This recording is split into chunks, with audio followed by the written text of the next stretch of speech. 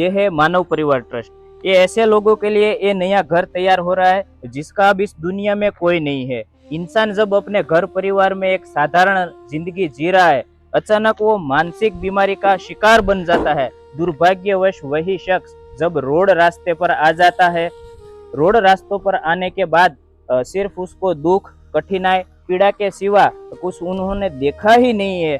यही शख्स भोजन की तलाश में रोड रास्तों पर भटकते हुए अपनी जिंदगी गुजारा करता है। ऐसे लोगों को रेस्क्यू करके मानव परिवार ट्रस्ट उसे आश्रय प्रदान करता है। आज मानव परिवार ट्रस्ट में 500 से अधिक लोग अपना जीवन गुजारा कर रहे हैं। साथियों, ये संख्या हर रोज बढ़ती जा रही है। जैसे ये संख्या बढ़ती जा रही है, वैसे ही कुछ चीज़ों की ज़रूरतें भी बढ़ती जा रही है, जैसे किराना, राशन, कपड़े, दवाई, मेंटेनेंस खर्च और खास ये बांधकाम। ये ऐसे लोगों के लिए आश्रय तैयार हो रहा है जिसका अब इस दुनिया में कोई है ही नहीं।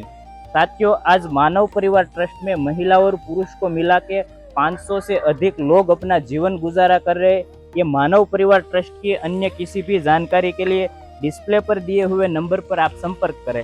धन्यवाद।